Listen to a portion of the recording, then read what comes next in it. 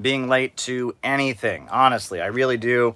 The reason that I am late is because I originally intended to do this live stream from my office, but my lovely wife begged me to get on the subway and rush home.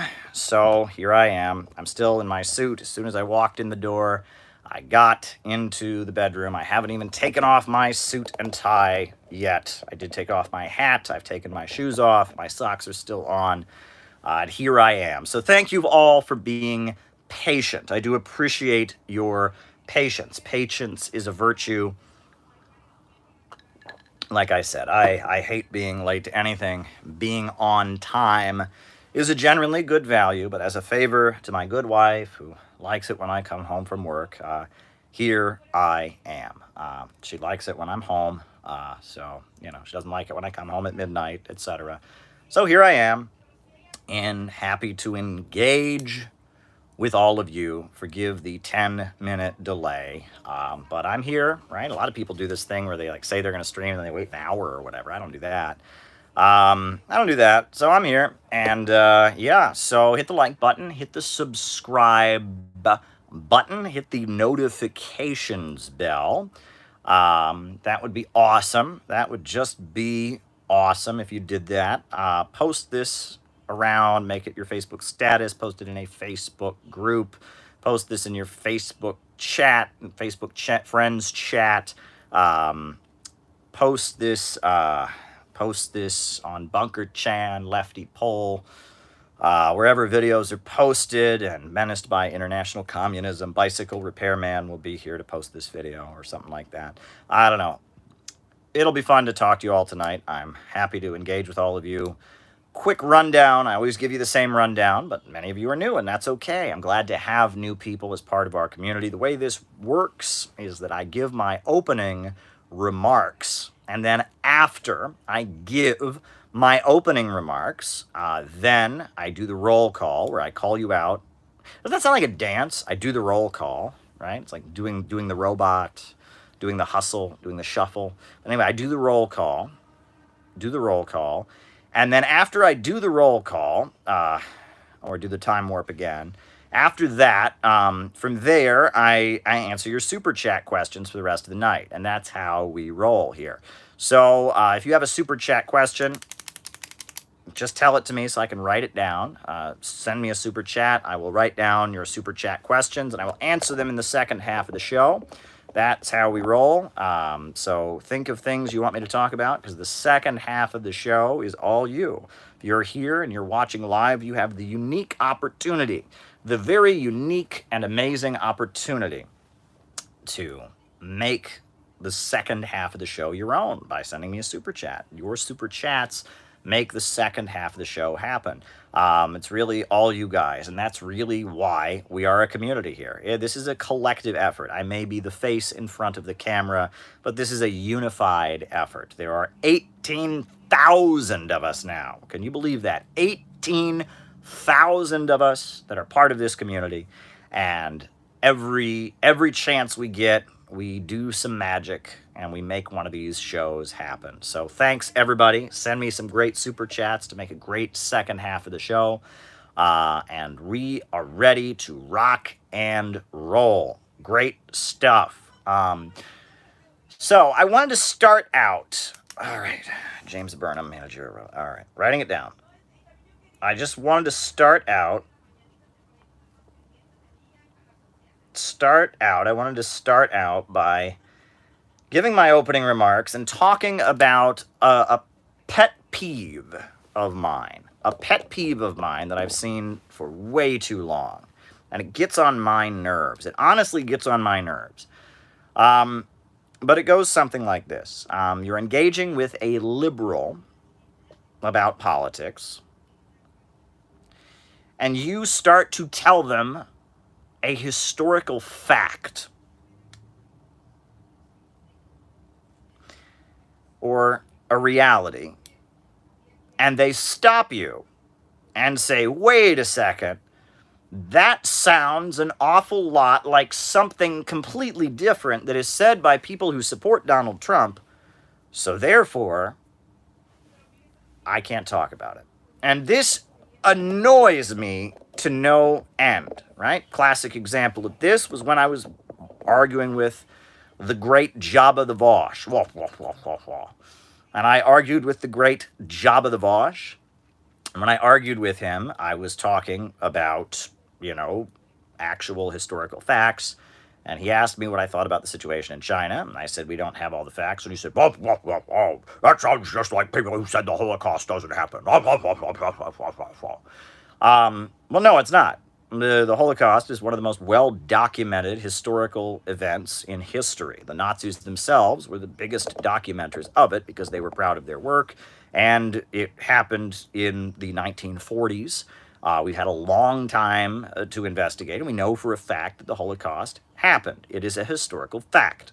However, there are a lot of questions about unconfirmed reports going on about China, or unconfirmed reports. There's debate about Syria. There's debate about Venezuela. There's debate about Cuba. Not everything we hear in mainstream media about some country the USA is trying to destabilize and overthrow is necessarily true. So saying that me questioning allegations made against the People's Republic of China, which are widely disputed, is the same as claiming that a well-documented historical event from the 1940s didn't happen. That's not the same thing, but they sound kind of similar, so they make this association. I made one argument, which is we don't have all the facts about China. He linked it in his mind to another argument that is claiming that a well-documented historical fact did not happen, which is generally done in the hopes of rehabilitating one of the greatest mass murderers in history, Adolf Hitler. These are two different things. One is about not being sure what's really going on in terms of modern current events. The other is questioning historical, well-documented facts in order to try and rehabilitate the image of Adolf Hitler. These are two different things, but the reason that Vosh goes there in his arguments is because he's trying to make an association, and he's trying to train his audience in thought stopping. He is trying to prevent you from dissident thoughts. He wants you to be your own thought police. And every time U.S. media makes an allegation against some leader, and then if you're ever presented with contrary information, you are supposed to go, oh, nope, must not think, must not think, must not think. He's trying to train you to be your own thought policeman and to police your thoughts and to prevent any thoughts that might be a threat to the establishment narratives used to destabilize countries and overthrow them. There are many examples, many examples of U.S. media making claims about human rights violations or atrocities about countries that turned out to be false. A great example of that is Iraq, we were told, had weapons of mass destruction. Except they didn't. Colin Powell, all of them got up and bold-faced lied to us. And U.S. media lied, and it was considered to be a fact, and it wasn't. Late versus early Marx. And it wasn't. It was not. There you go. It was not. It was not so. Another great example is the first time we had a war with Iraq. They alleged that Iraqis were pulling Kuwaiti babies out of incubators, right? And they had this woman crying. Nayira was the name we were given. She was actually a member of the Kuwaiti royal family who was living in the United States and could not have been in the hospital to see what she claimed happened. It was all later debunked by the New York Times, but she got up in front of Congress and was crying, and they're pulling the babies out of the incubator. And they showed it on CNN on loop over and over and over again to convince the U.S. public that it was necessary to go to war with Iraq. It turned out to be fake. But according to Vosh, next time you're presented with that, you're supposed to go, nope, must believe CNN, or else you sound like Nazi. This is a brainwashing tactic, right? This is a lot like evangelical Christians who train their followers not to believe in Darwin's theory of evolution. If anyone ever comes to you and teaches you, presents you with facts of evolution, you go, must not go there, must not go there, must have faith. This is how they operate. This is a brainwashing tactic. Couldn't humans have stayed egalitarian? All right. Egalitarian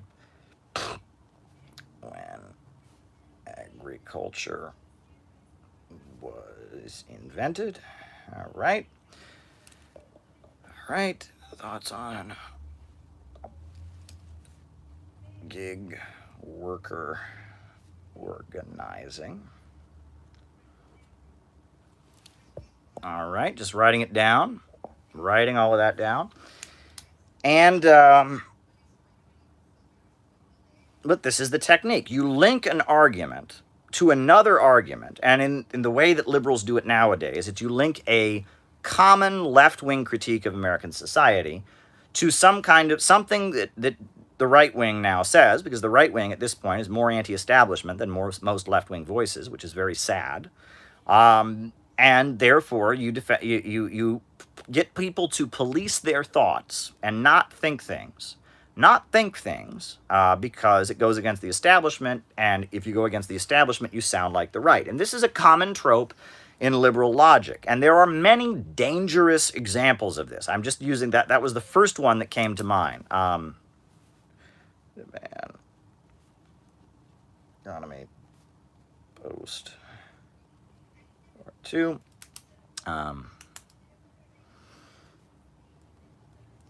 Much theory should read. Writing it all down. Thank you for the super chats. We'll be careful to answer all of these. But another example of this. January 6th. January 6th.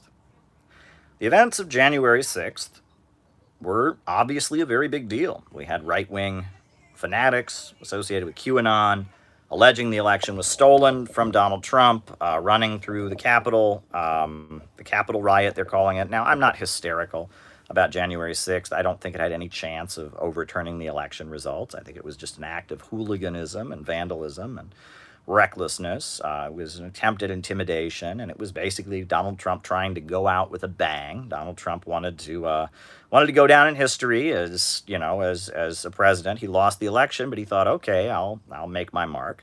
I don't get hysterical about it. We were not anywhere near, having an authoritarian regime established, having the election results overturned. That wasn't going to happen. It was a show of force. It was Donald Trump demonstrating that, his supporters could do that.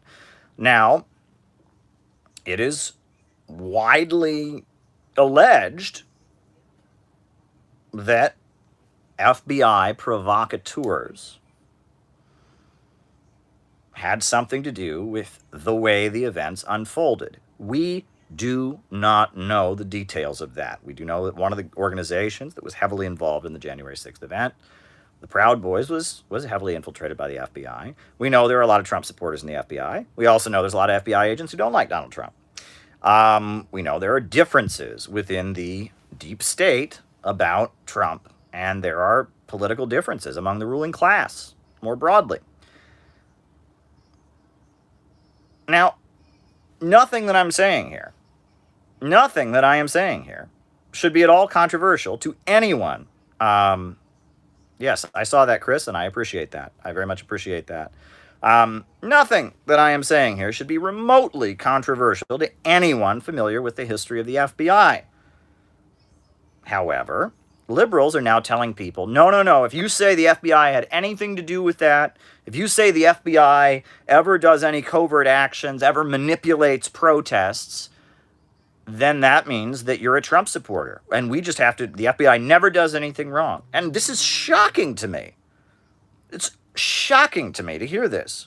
The FBI has a whole history of doing bad things. Are you kidding me? COINTELPRO. Do you think that the FBI infiltrated protests during the 1950s, 60s, and 70s? They did. There's a book called The COINTELPRO Papers by Ward Churchill and Jim Vander Wall, in which they go through the activities of the FBI during the 1960s and 70s. There was a guy named Tommy, or was it Tony or Tommy the Traveler, who was a provocateur who went from college campus to college campus teaching people to make bombs. and then setting them up for arrest. And he would claim to be a leader of Students for a Democratic Society. He was an FBI informant. He was going around teaching people how to make bombs and setting people up to get arrested. That happened. But if you talk to a liberal and you say, hey, you know, the FBI used to have this guy who went around and pretended to make bombs and taught people how to make bombs, they would go, no, that's what a Trump supporter says. No, FBI is good. That's Donald Trump propaganda. No, the FBI is good.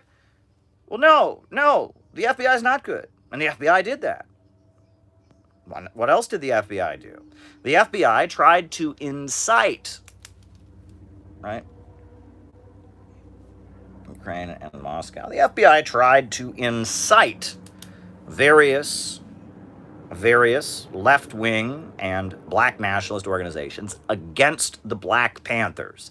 They sent letters to the United Slaves organization trying to incite them against the Black Panthers. They sent letters to the Black Panthers trying to incite them against the US or United Slaves organization. And ultimately, that culminated in the followers of Ron Karenga assassinating and killing 2 members of the Black Panther Party. Right? Ron Karenga, he's the guy who invented Kwanzaa. Ron Karenga, or Manwala Karenga was what he went by. Black nationalist activist in Los Angeles. He led the United Slaves organization. The FBI worked very, very hard to try and incite the United Slaves organization against the Black Panthers and vice versa. Sent fake messages, fake letters, spread rumors, etc. That happened, and it resulted in people getting killed. There was a shootout that occurred, and I believe 2 Black Panther Party members were killed by members of the United Slaves organization. This is a fact, but we're not allowed to say that anymore because it sounds kind of like what Trump supporters say about January 6th. Right? 1979, there was something called the Greensboro Massacre. Have you ever heard of the Greensboro Massacre?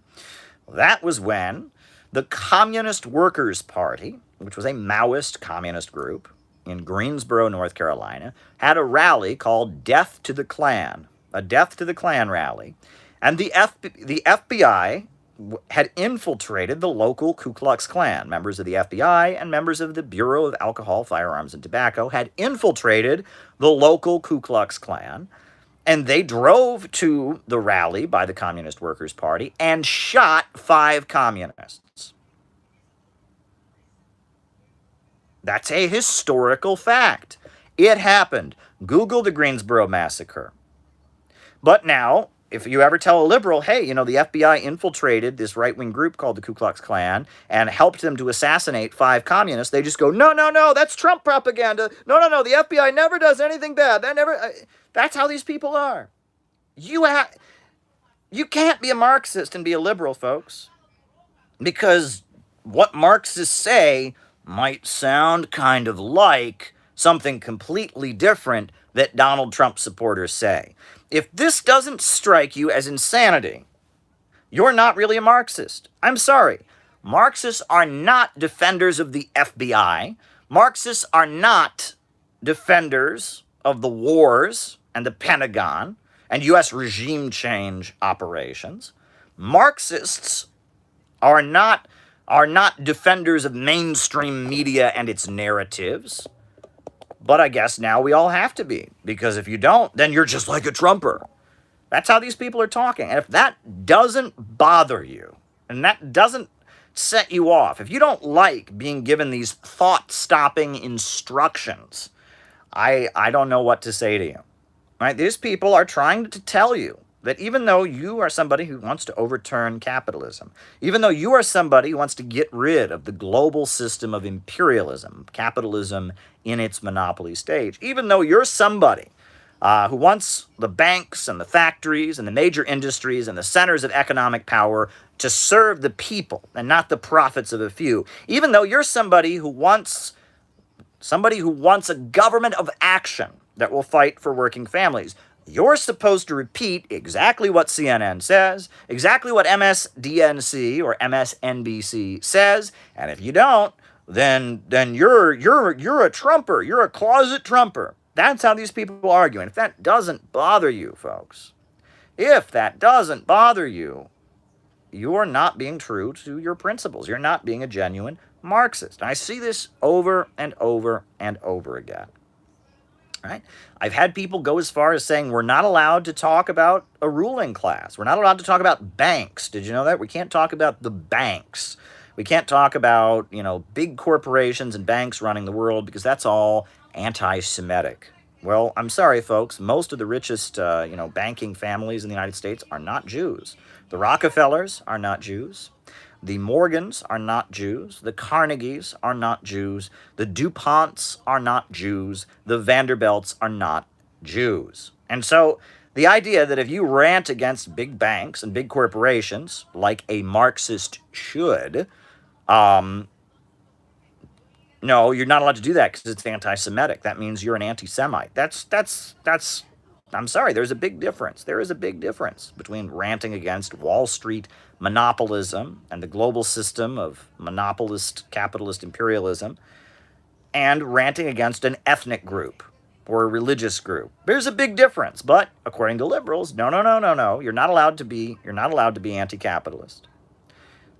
If you don't see how dangerous this line of thought is, I would argue that you're not being true to your Marxist principles. These people are dangerous, and they are determined. They are fanatical about keeping people sticking to these liberal narratives and demanding that you abandon what Marxists have always stood for. Marxism is the struggle of the majority of people, the broad masses of people, the working class, black, white, Asian, Arab, Latino, the broad masses of people of all races, of all genders, of all religious backgrounds, standing arm in arm against the small minority, the billionaire monopoly capitalist class, rising up and seizing control of the means of production.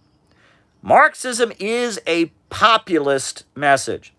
It's not an anti-populist message. It doesn't view the broad masses of people as a vulgar mob that needs to be controlled. Rather, it views the broad masses of people as the makers of history. Right? In the Little Red Book by Mao Zedong, he says that the masses are the real heroes. It is the broad masses of people who are the makers of history. And we are not anti-populists. We are the true populists. It is right-wing demagogy that is fake populism. They claim to represent the popular masses, but instead they protect the privileges of the rich. They maintain the stratification and hierarchical structures of society. The right wing is inherently anti-populist, despite the language and rhetoric they may use. Their populism is phony. Our populism is genuine.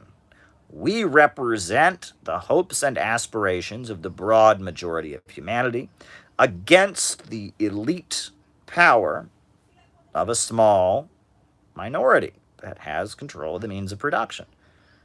We are the real populists, and there is nothing, absolutely nothing, right-wing about being a populist. And in fact, the right-wing are phony in their populism, while it is we who are genuine in our populism. But no, because Trump sounds like a populist, because Trump condemns big banks and international banks. Oh, no, now you can't do that. This is dangerous. It is extremely dangerous. It is extremely dangerous. And there's a certain type of person you need to keep your eye out for. I've been hanging out in leftist circles since I was 19 years old. Well, since before that, really. But I've been spending, I was spending the majority of my time in leftist circles, really since I was about 19, or maybe even 18, really. And there's a certain type of person that is toxic, that is dangerous, and it's somebody who comes around. It's a certain type of person that comes around, and they're immediately on guard against anyone who sounds like they're right-wing. And they're constantly accusing other leftists of being right-wing. And furthermore, they come armed with a vocabulary that is not Marxist. They come armed with a faux Marxist vocabulary. They never talk about solidarity and uniting the struggle. No. What they talk about is intersectionality. And why can't they say solidarity, as Marxists have always said? because that's not what they learned at their university. And what else do? They never talk about class in the right way. They never talk about class in terms of those of us who work for a living and those of us who own for a living. They never see class in terms of the working class versus the ruling class. No, no, no, no. They rarely ever mention class, and when they do, they think class refers to income level. They think there are 12 different classes, right? They think that low-income workers are part of a separate class than higher-paid workers, right? That they see class as a matter of income level and as a form of discrimination based on income level. They don't have the Marxist understanding at all. They don't see society as divided into two great hostile camps, those who sell their labor power and those who own the means of production. No, they see society as divided between people of lower income levels who are discriminated against by those of higher income levels. And another sign of one of these types of people is they're constantly baiting people on the basis of their identity. If they disagree with someone who happens to be white, they will call them white. If they disagree with someone who happens to be male, they will call them male. And it's this game that they play where they are constantly baiting people on the basis of their identity. And in addition, they constantly bait people on the basis of their identity because they know that it is generally not permitted to defend oneself when that allegation is leveled. Right? The way that the game is played is you want to have the protest on Tuesday. They want to have the protest on Wednesday. And you have made a very strong argument that we should have the protest on Tuesday. They have made a not very effective argument that we should have the protest on Wednesday. So they shout, "I'm not going to have a white man tell me when the rally can be held." Now, at that point, all you can do is shut up. You can't respond, right? You can't respond. Because if you respond and say, well, I don't see what my race has to do with when we should have the rally. Oh my God. They got you. You're dismissing. I mean, that's an even worse crime than disagreeing with them to begin with. This is how these people are, and they are toxic. They are toxic people, and there's plenty of white men who act like this. There's plenty of women who act this way that are white. There's plenty of people of color. It is a broad category, and they don't believe in Marxism. That's really what it gets down to. They don't believe in Marxism. They have been trained in a very different ideology. They are not Marxists. They are movement managers. They have been trained by the NGO apparatus. They often will begin meetings going, if you hear me clap once, if you hear me clap twice, if you hear me clap 3 times, right? And they often like to introduce a group therapy-like atmosphere. Let's now sit around in a circle and talk about the time in our life where we felt the most loved. And they introduce this group therapy-like atmosphere. And they want everyone to act like a child. That's one thing they always do, right? You can be in a room where everyone's over the age of 25, and they will have you talk about your favorite cartoon television show. They will have you talk about your favorite ice cream, right? They're constantly trying to infantilize people, reduce people from their adult states, reduce people from acting like mature adults and professionals, reduce them to acting like children, constantly replace Marxist language with this childlike oppression theory. That's one thing. Constantly bait people on the basis of their identity. And in addition to that, they have the whole Kamala Harris fake nice thing going on.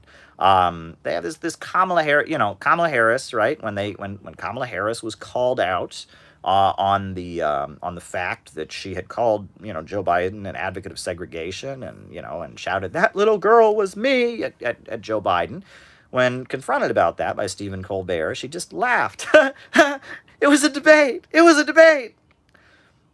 And that fake laughter was her covering up her rage at Stephen. How dare Stephen Colbert ask her a question like that? How dare Stephen Colbert disagree? These people are just like that. That's how they respond when they don't approve of you. When they don't approve of you, they start laughing and smiling like this, right? They have a kind of a kindergarten teacher appearance where they're always fake smiling and they're always fake happy, but beneath it, they want to beat the crap out of you because no one's allowed to disagree with me, right? And that's how they act. They are toxic. These people are toxic.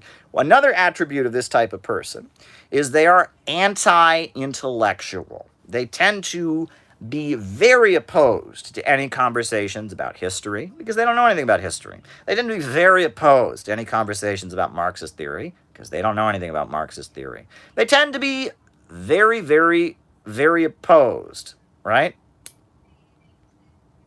They've been very, very, very opposed. They've been very, very, very opposed. Very opposed to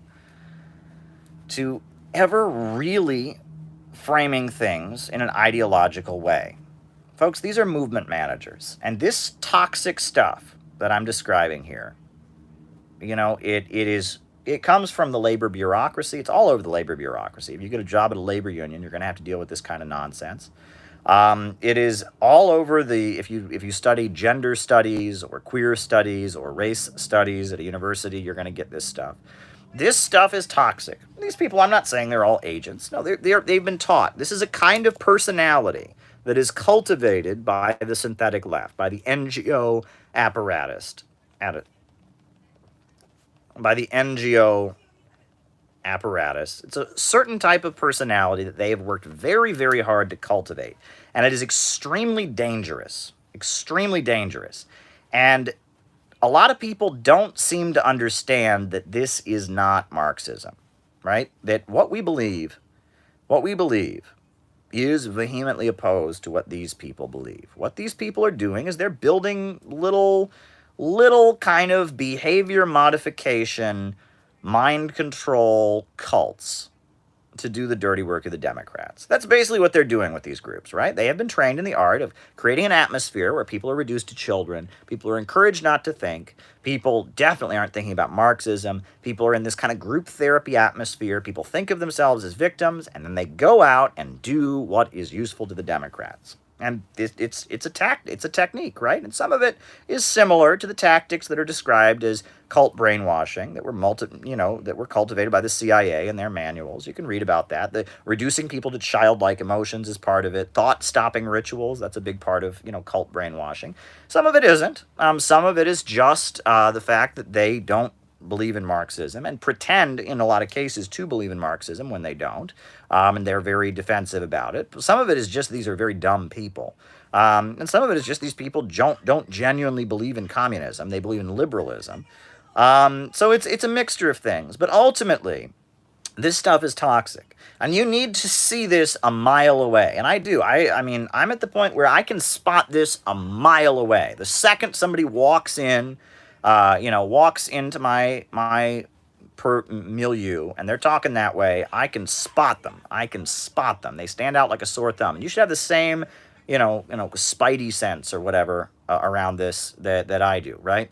Because this stuff, there needs to be zero tolerance for this stuff, right? Now, obviously, there's confusion and people need to be educated and stuff, but there needs to be zero tolerance for this I don't know what you want to call it, movement managerism, synthetic leftism, liberal authoritarianism. There needs to be zero tolerance. You cannot have a Marxist movement and have this stuff. You can't, right? If you are trying to do Marxism and these people show up, they will stop you. You can't do Marxism with this stuff. This stuff is inherently opposed to what we stand for.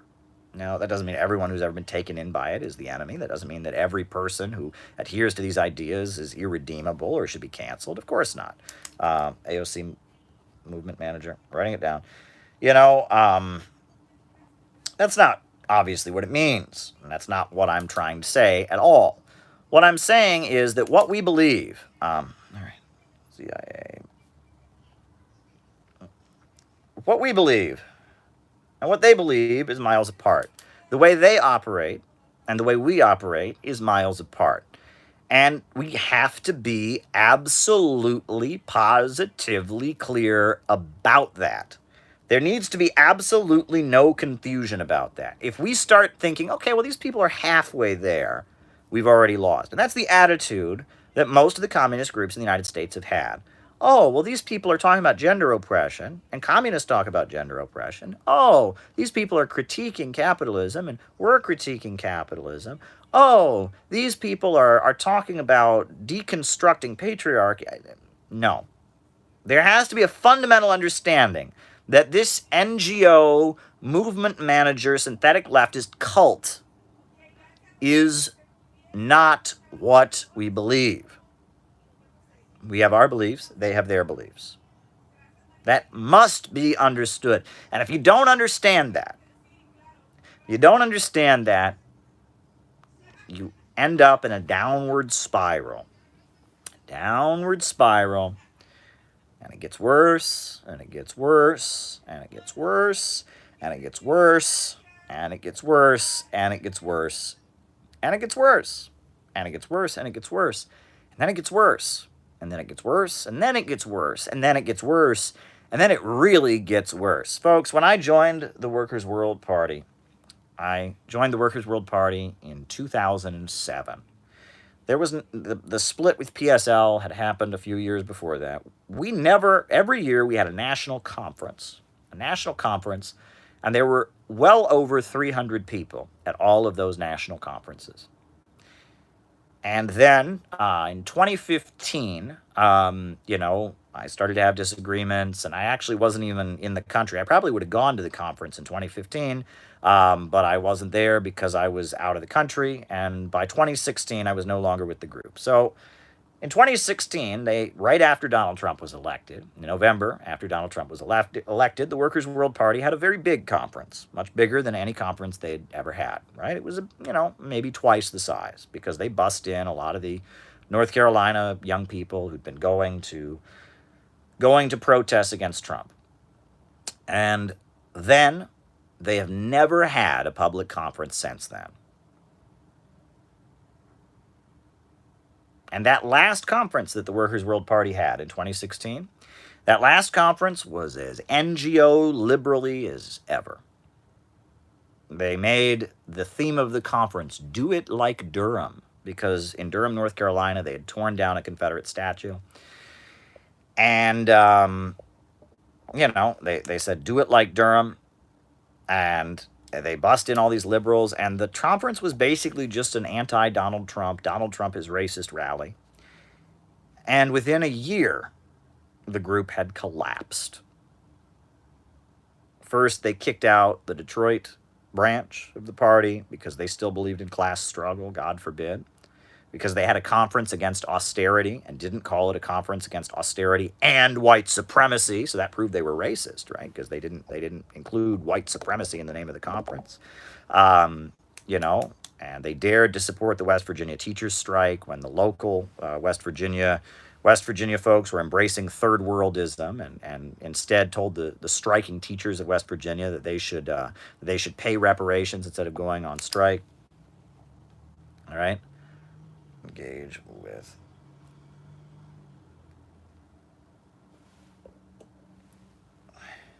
leftists who say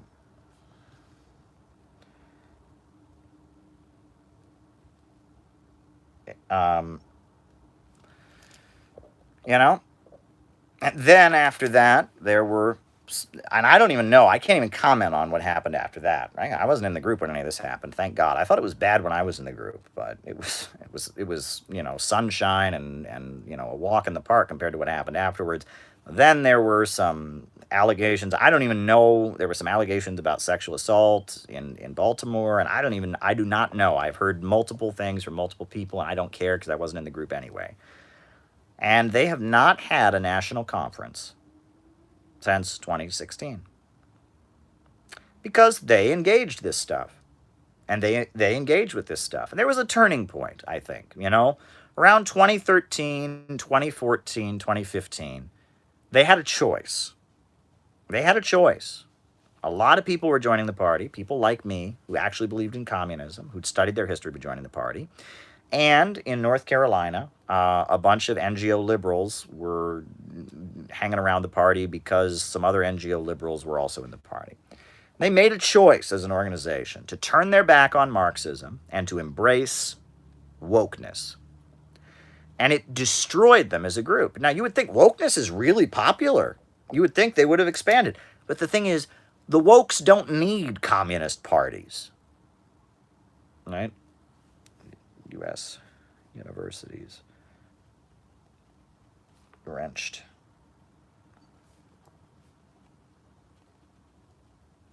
Writing them down. The wokes don't need communist parties. Folks, if folks want to go around and call their parents racist and call Donald Trump racist and call Trump supporters a basket of deplorables and cancel people on Twitter for alleged transphobia or sexism, why in the world do they need to join people that support North Korea in order to do that? They don't. They don't need to, join with people that support an awful, racist, sexist government in Venezuela to do that. They don't. The wokes don't need communists. Let me repeat that. The woke cult does not need communists. Gramsci.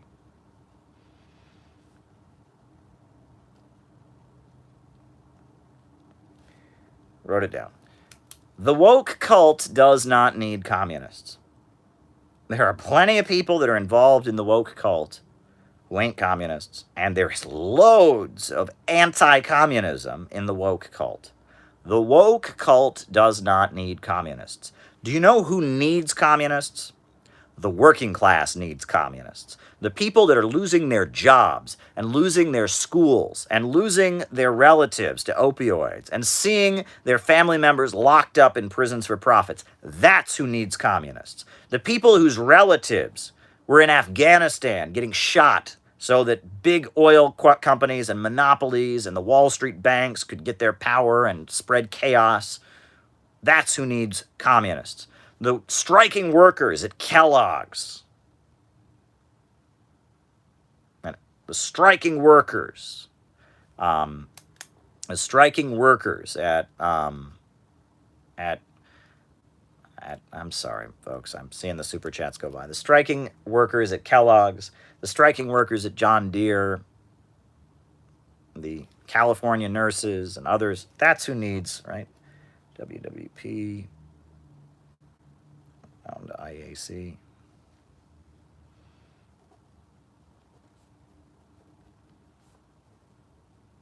Other than that, that's who needs the communists. The working people of this country need communists right now. And the working people of this country hate the wokes. The wokes are people that don't want to make life better in this country. They want to make it worse, openly. They think that the working people of this country deserve to be poorer because they benefit from living in the center of the empire. They think that the country should be burned down and destroyed. They don't want a better country. In fact, the wokes, there's nothing that the wokes hate more than the broad masses of Americans. They think the broad masses of Americans are a bunch of evil, racist Euro settlers who need to be punished and shamed for their crimes. That's what they believe. And if communists, people that want to fight for the working class, want to dismantle imperialism, want to show the working class that they have a common destiny with people around the world that are struggling against imperialism. They want to build a whole new America where the working class is in power and the banks, factories, and industries are organized to serve the people. All right? Shortages. If we want to win over the working class, we need to denounce the wokes. You can be with the wokes or you can be with the working class. You can't be both. You can't be both. You can't be both. The wokes are toxic.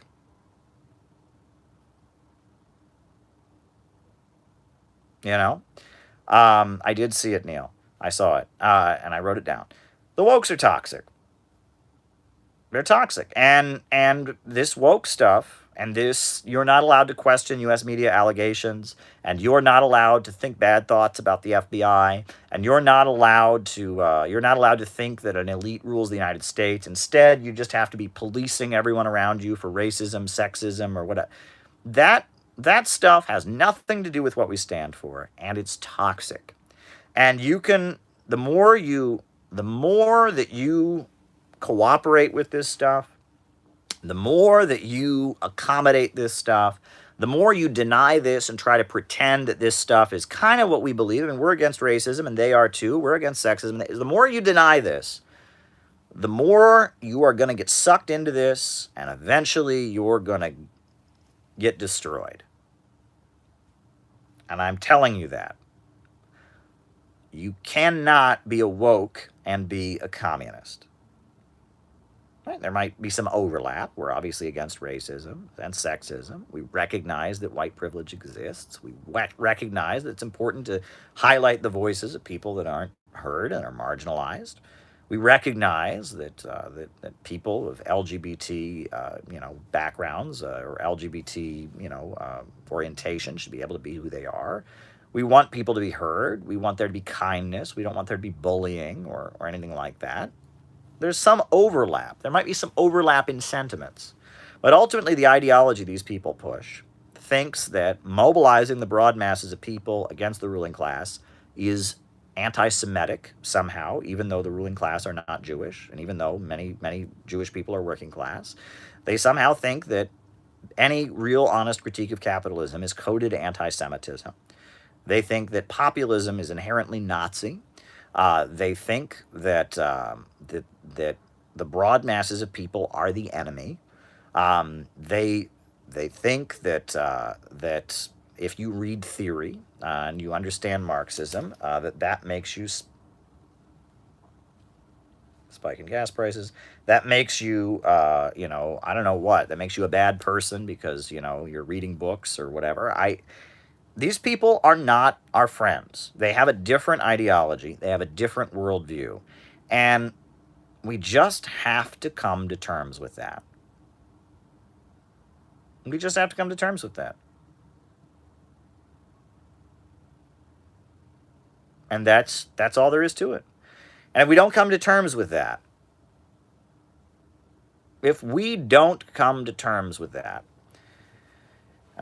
there's nothing else we can do. I have taken a lot of flack. For being the guy to stand up and say the emperor has no clothes. I stopped compromising with this stuff a long time ago. I don't care anymore. I have my own job. I have my own career. I have my own YouTube. I have my own friends. I have my own community. And I am never going to compromise with this stuff again. And I am going to keep preaching real Marxism as long as I can. And I am not going to be intimidated, and I am not going to be bullied. They have thrown everything at me, right? They tell people I'm a Nazi. They tell people I'm this, I'm that. I don't care anymore. It's all been done to me already. I don't care anymore. And I have picked the hill that I want to die on. I have an ideology. It's called Marxism. It's called socialism. It's called 21st century socialism. You can watch the Saxton lectures where I explain it in great detail with quotes from Marx and Lenin and everything. And I talk about the synthetic left and where it came from. This is me. This is who I am. And the sooner that you say, you know what, I'm done with the synthetic left. You know what, I'm going to join the city building tendency. The sooner that you say, you know what, I'm with you, Caleb. No compromise with this stuff. The sooner you do that, the sooner you will be happier. Because I'll tell you, the day that I stop being afraid of these people, 'cause that's what these people do. They want you to be scared. They want to intimidate you. They want you to be afraid and walk around afraid. Oh, did I say the wrong thing? Am I going to get in trouble? And you're constantly trying to figure out how can I say what I think but not get in trouble? And you're constantly weakening yourself. That's one of the worst memories I have of dealing with these people. You're constantly weakening yourself. That you see things that are wrong, that need to be fixed, but you're constantly you're constantly, trying your hardest, to say it in a way that doesn't, you can't be accused of being threatening. And you're saying, well, I recognize that as a white man, it's not my place to say this, but should we really be throwing 200 copies of the newspaper away? But you stop it. Stop it. Stop it. Stop it. There's no way you can win with these people. No way you can win with these people. Now, there is no way you can win with these people. There is no way you can win with these people. Stop trying to make them happy. Find out what our ideology is really about and do what needs to be done.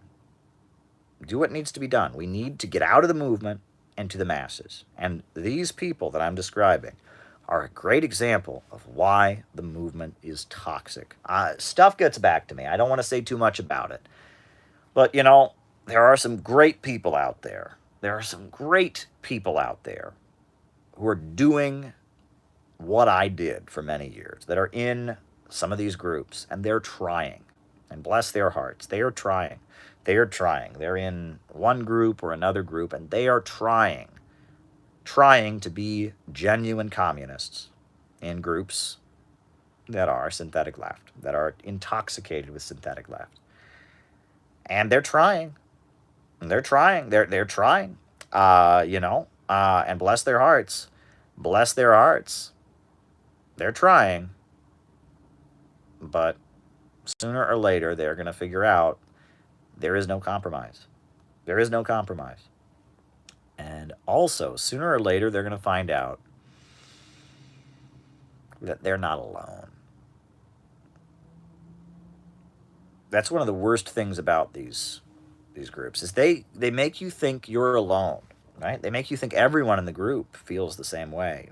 Everyone in the group loves this wokeism. Everyone in the group loves this anti-Marxism. But at the end of the day, most people that join communist groups do so because they are attracted to the idea of communism.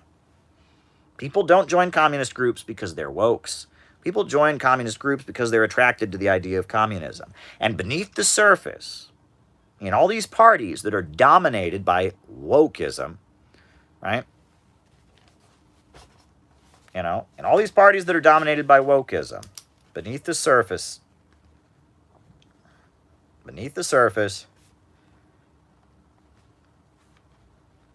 there's probably a majority of members that are thinking the exact same thing as you. Why aren't we talking about communism? Why are we doing this woke thing? I could just join my local Democrat group. I could just join my local DSA if I wanted to do this. Why are we doing this? The majority of people who join communist groups believe in communism. The majority of people who lead communist groups don't believe in communism. That's the difference. That's the difference. And that is why I formed the Center for Political Innovation, because I actually believe in communism. And because I can see how desperate the country is for some serious political education and political innovation. And I hate to be too negative. This was kind of a negative rant, but this is what's on my mind today. I've dealt with a lot of this lately, and I just, I'm not even directly dealing with it, and that's a huge relief. Imagine if I was directly dealing with it. Oh my God, I would lose my mind. I'm not directly dealing with it. I'm just watching other people. People are whispering to me about stuff that's happening, and it's making me go, my God, right? Well, if you're watching this rant right now and agreeing with me, as I can clearly see in the chat, there's a good 1,000 people. I look at the numbers on these streams, right? Most of these streams get between 1,000 and 2,000 unique views, meaning that there's roughly 1.5 or 1.7 thousand people who watch these streams. That's how many people agree with you. There's that many people, right? Communist groups. There's that many people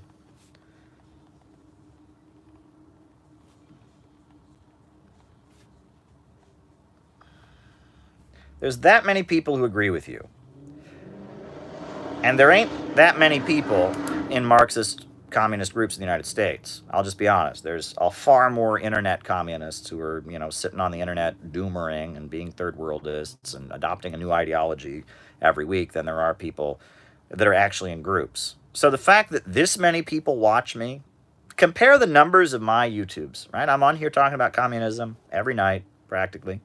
Compare the numbers on here to the numbers of any of those parties. I will not name the parties, but pull up the YouTube channels of any of the Marxist groups.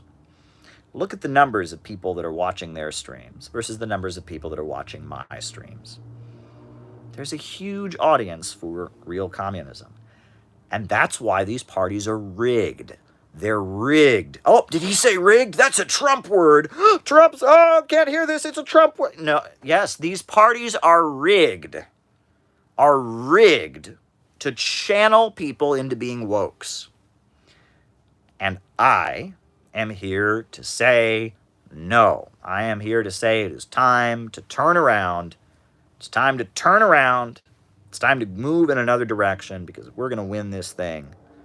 We've got to change our tactics. The situation changes in 24 hours. The tactics must also change in 24 hours. And those are my opening remarks for you all for tonight. I hope they weren't too depressing, but it all needed to be said, and it bears repeating. And it must. And I wish I'd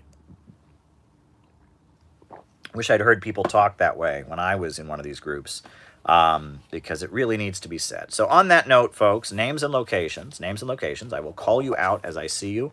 Names and locations. And then from there, we'll start answering your super chats. Zachary in Richmond, right? Zachary in Richmond. Bendigo, Australia. David Fox. Alan in Chicago. Chaya in Montreal. Kendall in San Diego. Quinn and Meredith in Washington. Mike in North Carolina. ATX, I think that's Austin, Texas. Adelaide, Australia. Troy in New York. Arturo in Alaska. Gerard in Idaho. Vinicius in Brazil. Ryan in Oakland. Orestes, Florida. Fairmont, West Virginia. Jenny Lynn in Cincinnati, shout out to you. Happy Valley, Oregon. David in China. Christian in New Jersey. Robert in Hawaii. Carolyn in Staten Island, welcome. Kevin in Oakland. Elias in Wisconsin. JT24 in Mississippi. North Dakota. Andy Finaro in Maine, USA. Tulare, California. Michigan's Upper Pennsylvania. Zach in Seattle. Hugo in the Netherlands. Four Oaks, North Carolina. John McCarthy in Chicago. Daniel in Norway. Cole in Calgary. Detroit, Michigan. Hawaii. Wisconsin. Portland. The Woods. All right. Very good. Highland Park, California. Pawtucket, Rhode Island. Mohsin from Iran. Matthew in Lungerich. Melbourne, Australia. Pomona, California. Nick in California. Dario from Brooklyn, shout out to you. Enoch, Australia. Illinois. Pennsylvania. Dunn, North Carolina. Giannis from Greece. Stephen from Quebec to Michigan. Pattaya in Thailand. Ben in Suffolk. Newton Grove. Very good. Very, very good. Mo in Toronto. West Virginia, Lower Pennsylvania, Kansas City, Missouri, Paris of the Plains, Lehigh Valley, Pennsylvania, Sanford, North Carolina, Salt Lake City, Kieran from San Diego, there we go, Fort Lauderdale, Omar in Toronto, Pittsburgh, Kabul, Afghanistan. All right. Anybody else? Dylan's in California. Shout out to you, Dylan. Always glad to have you here. Tweet this out, folks. Invite your friends. Johnny in Philly. Welcome, Johnny. Fayetteville, North Carolina. Shenzhen, China. Nathan out in Omaha, Nebraska. Zachariah says the gang's all here. Very good. Very, very good. Ireland. Very good. Great country. That's where my ancestors came from. Mika in Texas. Welcome, Mika. I had a friend named Mika when I was a kid. I had a neighbor named Mika. Jose in Providence, Rhode Island. Chris in Austria. Detroit, Michigan. Good stuff, folks. Good stuff. Greenville, South Carolina. Greenville, South Carolina. Good stuff, folks. Good stuff. All right. Right? Right? Oh my God, he said good stuff. He sounds just like Trump. Don't believe a word he says. Good stuff, folks. It's amazing. Oh, he sounds just like Trump. Don't believe a word he says. Don't believe a word he says. Folks, every so often, I get a fact wrong on here. I'm only human.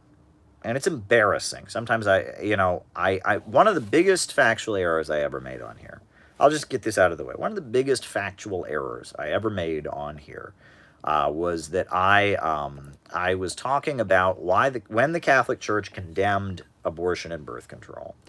And I said that it was when Napoleon brought Catholicism back to France to repopulate the country. I was wrong. I was wrong about that. It was actually Louis Bonaparte, Napoleon III, when he had the French government recognize officially papal infallibility. And that's only one theory. It's a widely believed theory about why the Catholic Church at that point became fully opposed to abortion and birth control. It's not 100% confirmed, but it is widely believed that because of Napoleon III, because he agreed, in exchange for him recognizing papal infallibility, in exchange for that, they outlawed abortion and birth control, and that he wanted to repopulate the country. He wanted to increase France's population. But I got it wrong. And so I'm correcting it. Every so often, I get things wrong. However, there is one thing that I am not wrong about. I know for a fact that I am not wrong about, which is that the late leader of the Communist Party, Gus Hall, was referred to by at least some people as Uncle Gus. And the reason I know this is there's an individual who I don't even know if he's still alive. He was old when I knew him, and he lived in Cleveland, and he hung out with the Workers' World Party, but his parents had been members of the Communist Party. And he grew up referring to Gus Hall as his Uncle Gus. And I heard it from his lips many times. This old man talked about Uncle Gus. He knew Gus Hall in the 50s. His parents were both Communist Party members who had been victims of McCarthyism, and he knew Gus Hall as Uncle Gus. Furthermore, I also know for a fact that the chairman of the Party of Communist USA, Dr. Angelo D'Angelo, I'm not a member of the Party of Communist USA, and Angelo is not the biggest fan of me, but whatever. I also know for a fact, having spent time around him in the past, he refers still to this day to Uncle Gus Hall. But apparently there was somebody who watched a video of the video that I made, The Legend of Gus Hall, where I referenced Uncle Gus, and they got me. I'm a phony. I'm a fraud. They got me. Nobody called Gus Hall Uncle Gus. Nobody called him that. They got me. I'm a fraud. I'm a phony. They got me. Nailed it. He's a liar. He's a phony. He's a fraud. Well, I'm sorry, folks. I can only speak to my experience. I never met Gus Hall. I did meet this old man in Cleveland. I have met Angelo D'Angelo, and both of them refer to him as Uncle Gus. And, if this is what you think you got me on, that I'm a fraud, I'm a phony, because and like I said, every so often, there are errors, and I am open to correction, right? And there have been a number of times where someone's come on these streams and said, you know what, Caleb, you're wrong about this. So, I am open to being wrong and being corrected. But if you think this is what you got me on, right? This is where I'm just, you got me. I don't know what to tell you. But it slipped through the grapevine that apparently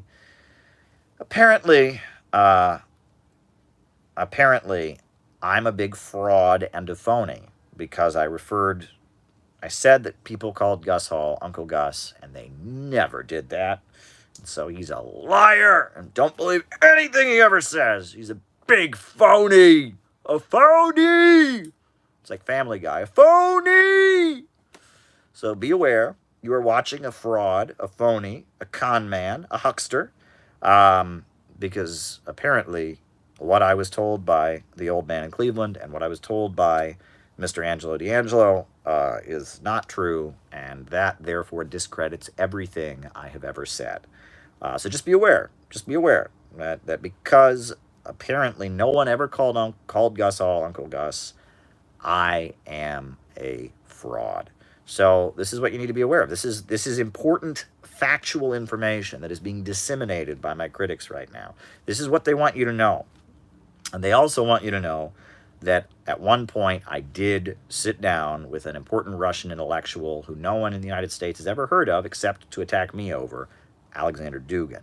And they also want you to know that there is somebody, I must disclose this. I'm sorry, breaks my heart. I must disclose this. I do associate with a young man named Keaton, and Keaton does indeed wear a cowboy hat. A cowboy hat. And we all know that cowboy hats are racist. They are racist symbols. I am friends with Keaton. Keaton is very anti-racist, but Keaton does wear a cowboy hat. And cowboy hats are apparently inherently right-wing. You know, Manuel Zelaya, the socialist president of Honduras, wore a cowboy hat. Daniel Ortega, socialist president of Nicaragua, wears a cowboy hat. But apparently cowboy hats are right-wing. Just so you know. So I am clearly, because I associate with my good friend and comrade Keaton, who I love deeply. I hope he's watching right now. He wears a cowboy hat. I do associate with him. So therefore, I'm racist because it is racist to wear a cowboy hat. These are the brilliant arguments that are getting back to me. I love this. I love this. There's so much more I could say, but I'm not going to because I don't care that much. But, you know, I want to make a collection of, like, my crimes, my great crimes. And one of them is that I have a friend who wears a cowboy hat. They did call him Uncle Gus. It was a nod to Uncle Joe from the 40s. I grew up in an ML household in the 80s, says Chris Morlock. Chris, you're a phony! A phony! Phony! You're a phony also.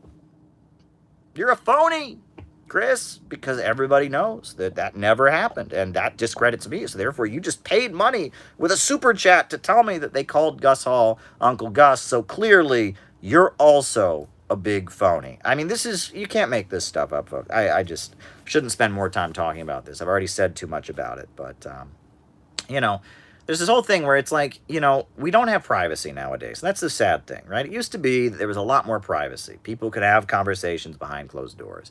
But nowadays, everything eventually on the internet, and remember this too, if you talk smack about somebody, eventually it all gets back to them, right? Because someone tells somebody, and someone messages somebody, and somebody tweets at somebody, and eventually it all gets back to somebody. By the time it gets back to you, Castillo so far, okay, we'll talk about that. By the time it gets back to you, it's so distorted, you know, so who knows what's actually being said. I don't care. I'm doing my own thing. I am doing my own thing. I am doing my own thing.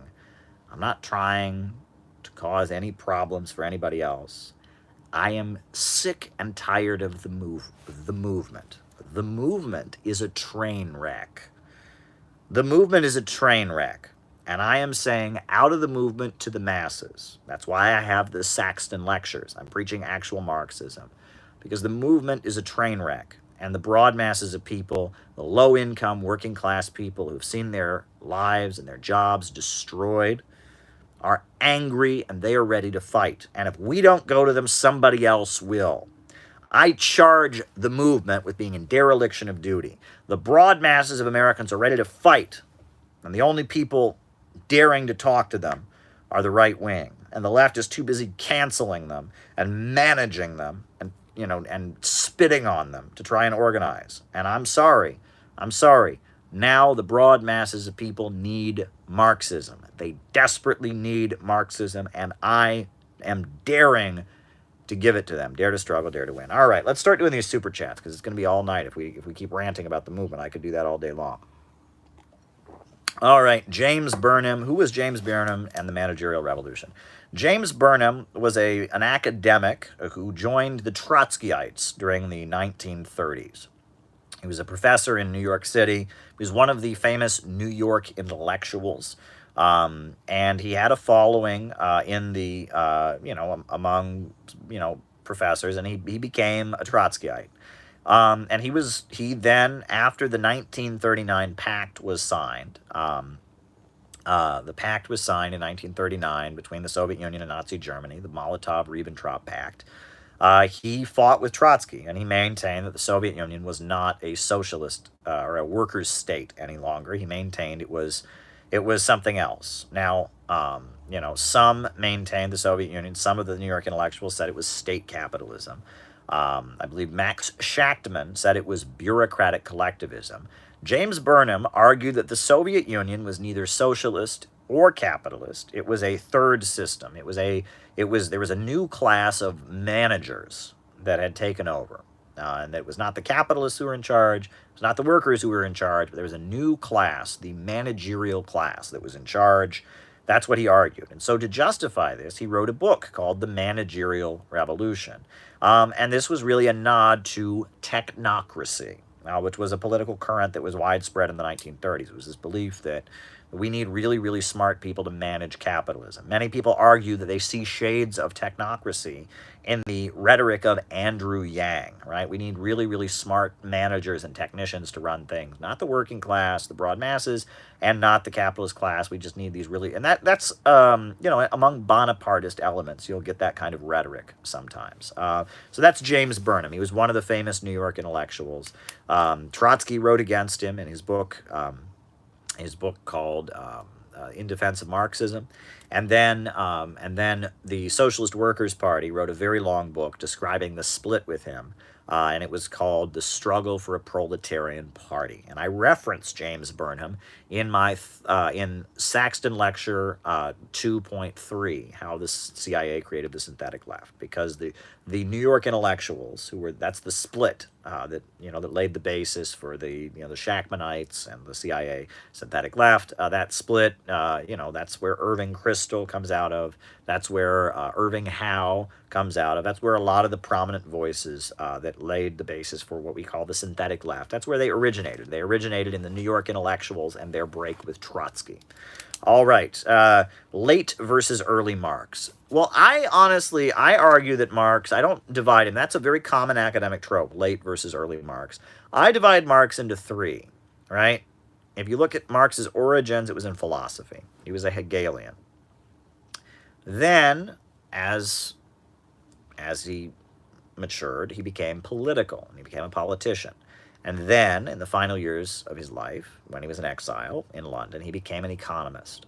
And so I see Marx as in three phases. Early Marx, he's talking about Hegel. What does Hegel mean? Idealism versus materialism, etc. German ideology, that kind of stuff. Then, 1848, he writes the Communist Manifesto. He writes The Poverty of Philosophy, which is comparing his version of socialism with the socialism of Proudhon.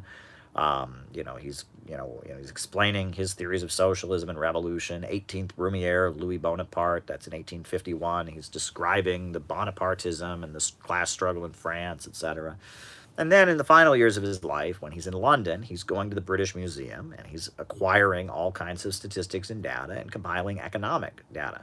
So really, I divide Marx into three, but late Marx versus early Marx is a big academic trend. That's a big thing among Marxist academics. David Harvey, people like that are really into that. You can get some out of that stuff. I mean, those folks do have interesting insights, but you have to remember that in a lot of cases, they are trying to re-examine in order to oppose communism around the world, right? They're looking at it as, how can we rescue Marx from the Russian Revolution? How can we disassociate Marx from China? How can we and so that's why you should take academic Marxism should be taken with a grain of salt, because these people aren't getting paid to convince people to be anti-imperialist. These people aren't getting grants and foundation money to convince people to stand against imperialism, right? The Ford Foundation doesn't pay them to write books about why we need to dismantle imperialism and build a global working class movement, right? So academic Marxism, especially the stuff that gets widely promoted, you have to remember You have to remember that they're not necessarily promoting you in the best way. If you really want to understand Marxism, I would recommend reading The History of the Three Internationals by William Z. Foster. I would recommend, the foundations or the fundamentals of Marxism-Leninism, the Soviet textbook. That's where I would recommend you start. Read the original text after you read the textbooks, which give you kind of an overview, and then read the original texts, Marx, Lenin. That's how I would recommend you do it. You can always use our textbook, the We Are City Builders textbook that we use for our classes at the Center for Political Innovation. That's what I recommend you do. And that academic Marxists, David Harvey, people like that, take what they say with a grain of salt. Because if they were to ever get up and say, you know what, Russia and China and Cuba and Venezuela are right, and American imperialism is wrong, and we need a government of action to fight for working families, out of the movement to the masses, they would be out of a job. They would be out of a job within a week. They ain't getting paid. They ain't getting paid to teach real Marxism. They're getting paid to teach something else. And read about the synthetic left, read about the Frankfurt School.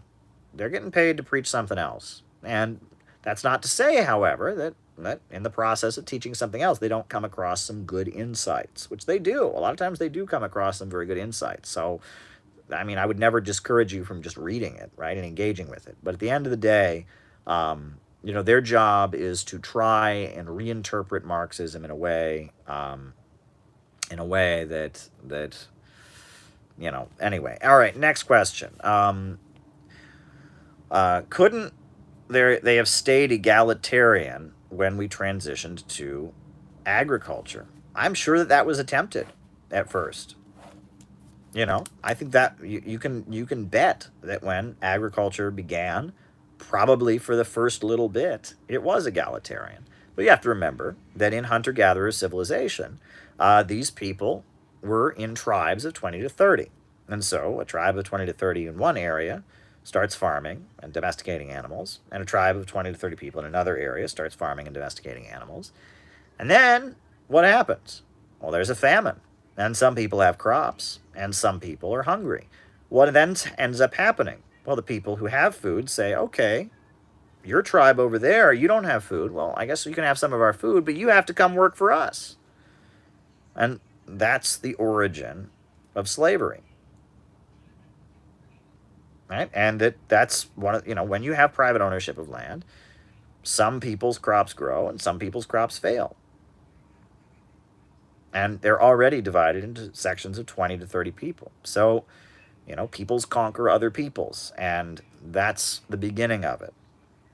And furthermore, even within that tribe of 20 to 30 people, not everyone is going to necessarily work as hard as everybody else. And so you're going to divide, people are going to have different areas that are going to be more prosperous than others. And then when somebody dies, it's going to be important to determine who gets what area, right? Engels goes over all of this in his book, The Origin of the Family, Private Property, and the State, right? That, yes, they probably did, at the very beginning of domesticating agriculture, try to have it be egalitarian. But tribes conquered other tribes to begin with. Within the tribes, there was inequality. And gradually, from the origin of agriculture, you got the modern family structure, and you got the emergence of the slave societies. And that's an important thing to do. Gig worker organizing. Yes, the Uber drivers, they desperately need better conditions. I heard there's some cab drivers in New York City that are hunger striking at this point because things have gotten so bad for them. There was a cab driver who committed suicide by City Hall to raise awareness about how bad it's gotten for cab drivers in this city. And the gig economy is very difficult to organize because everyone's isolated, right? If you're all in one factory, you can organize with people. But if people are separated, they're just waiting to get a gig as a graphic designer on the internet or Fiverr or whatever, it's going to be very difficult. As somebody who writes articles, and I occasionally will get some income from writing an article here, writing an article there, I see how bad it is. I've gotten some ridiculous offers.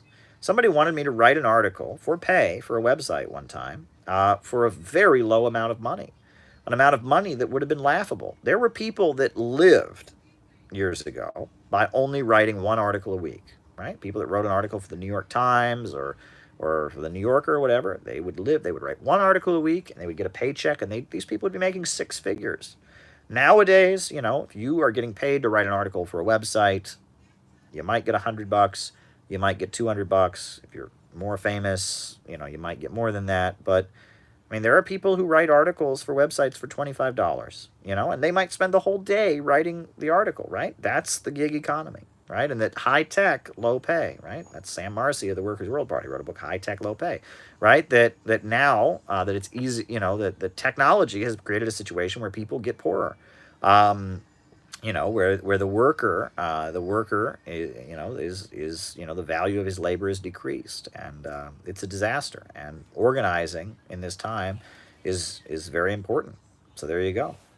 Why did the Japanese economy expand so rapidly post World War II? Well, first of all, you have to remember Japan was already an industrialized and an imperialist country at the time of World War II, right? They were imperialists. They had big factories. They had, they were conquering Korea, conquering, Manchuria, conquering the Philippines, the Pacific. I mean, they were committing atrocities, and they were already, making super profits and exploiting people. You had a labor aristocracy in Japan. I mean, they were not a Western country. They were in the East, but they were definitely an imperialist country. They had rapidly industrialized in the 1800s, but on top of that, you have to add also that the United States rebuilt Japan, just like the United States rebuilt Germany, right? The United States poured lots of money into Japan and assisted Japan in rebuilding.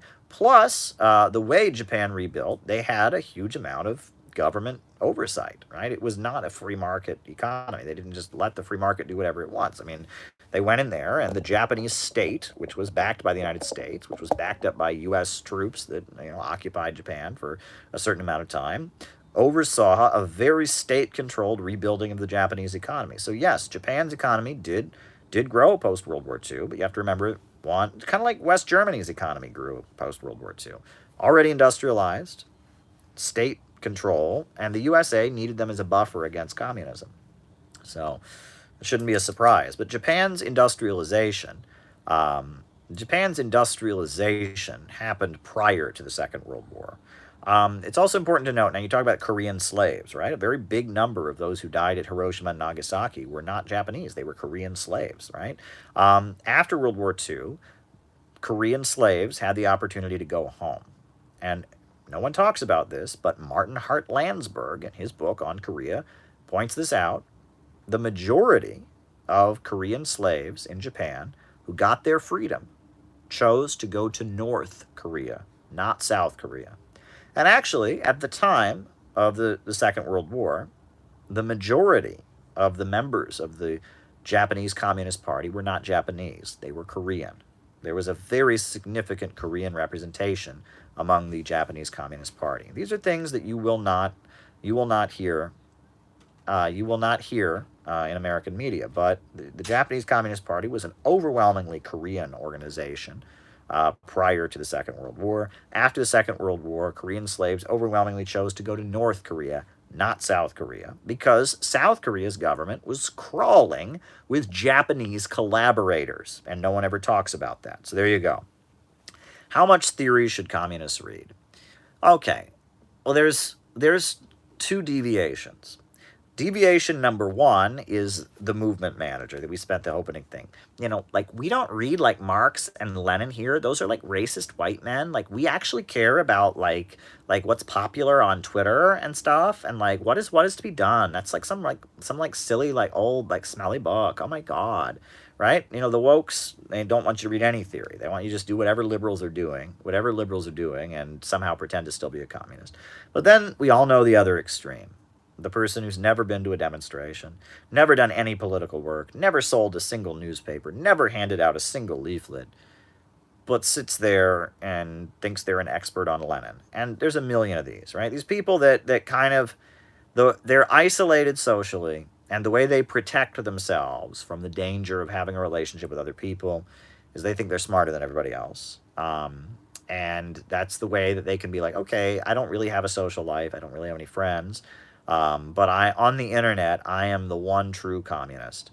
I'm the one true communist on the internet, and and that's another deviation as well.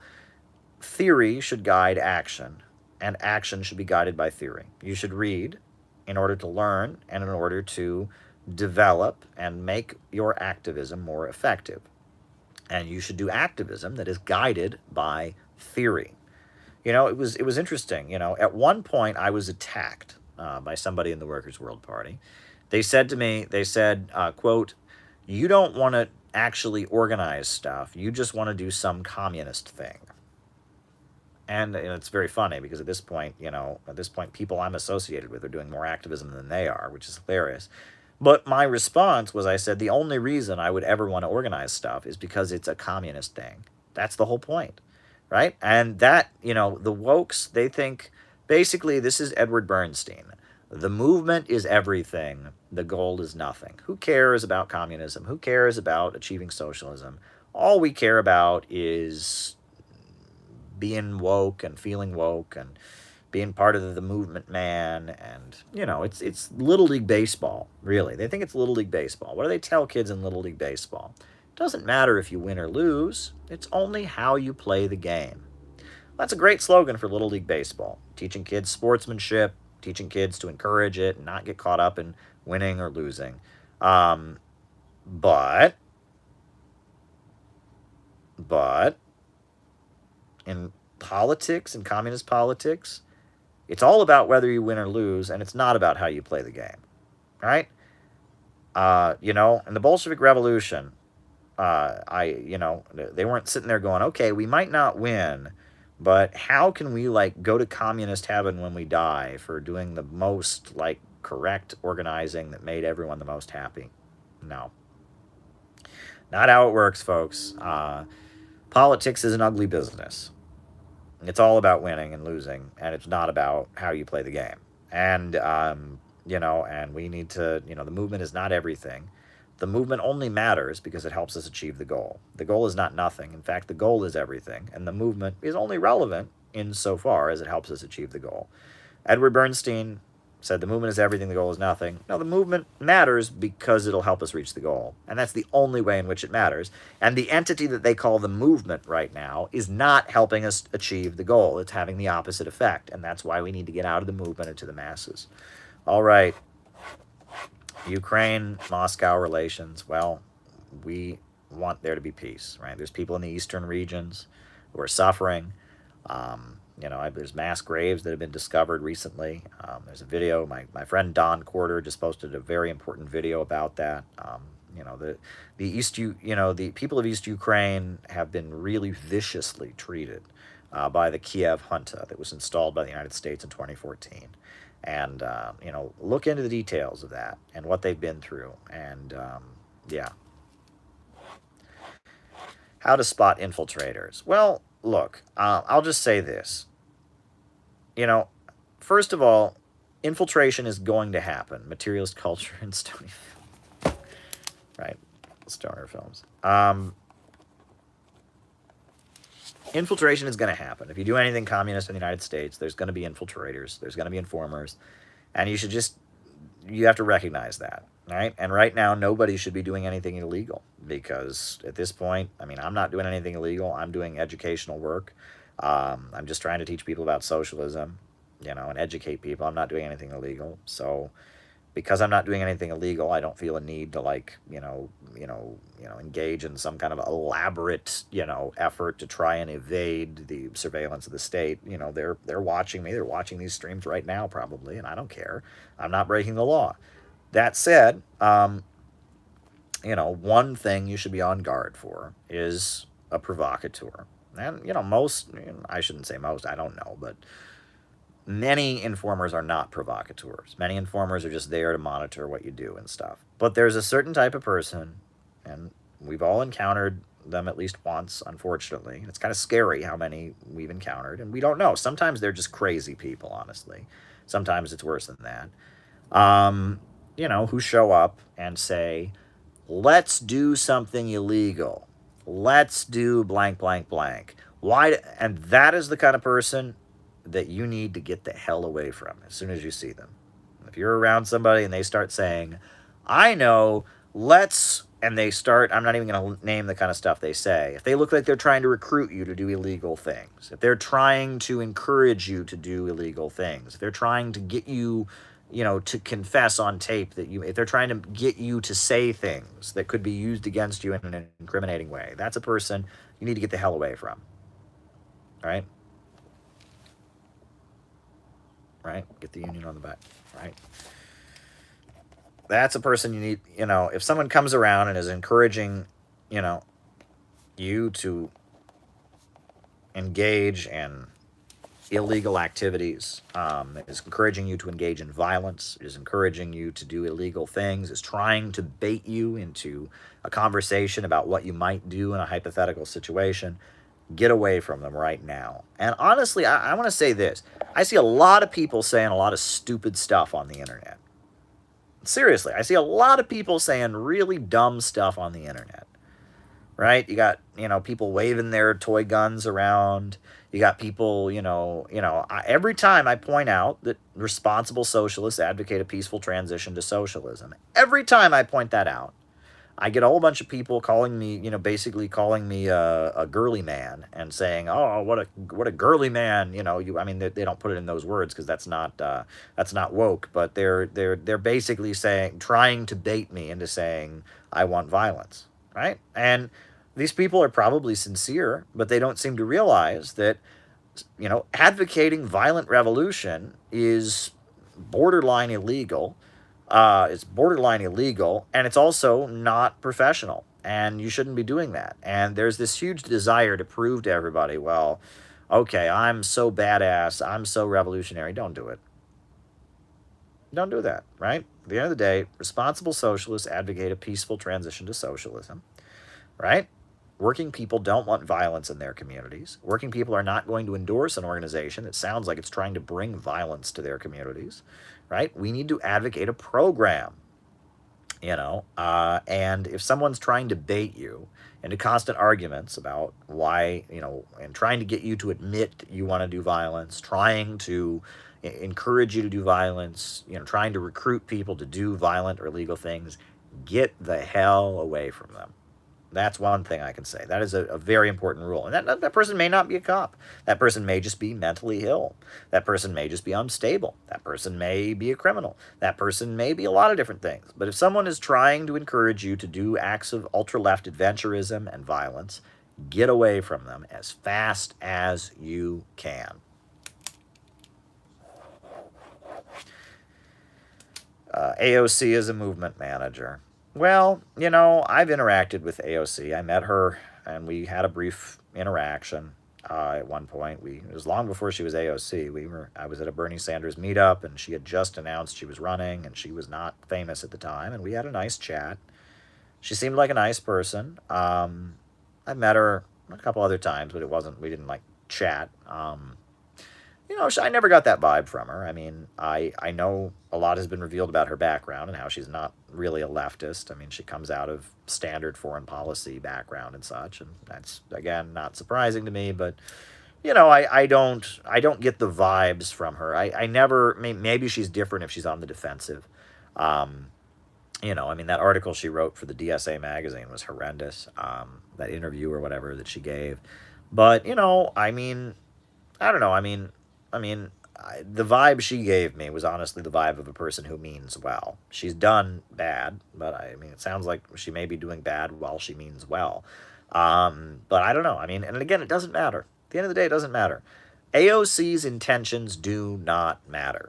AOC has revealed that she's on the wrong side, and it's disappointing. I would like, and this is the thing, I don't want AOC to be my enemy. I want AOC to be someone we can align with. I would very much prefer to have somebody in Congress who calls themselves a socialist, who's good.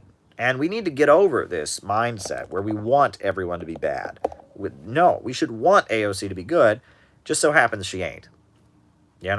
She ain't. When it comes to any international struggle, she's on the wrong side. She refuses to even entertain the idea of forcing the vote. At one point, she went as far as, all right, I don't know. She said a lot of things about Trump and about the police state that are terrifying. She wants to censor the media, and she's on the wrong side. All right? She's not our friend. All right? But we shouldn't be happy about that. And I really don't like when people are so excited to say that, when people just want to be like, they want to look for anything so they can denounce people. We don't gain anything by making enemies, folks. We don't gain anything by making enemies. We gain by making friends. Now, if we have to, obviously, if we abandon our principles in order to make those friends, then that's a problem. We should want allies.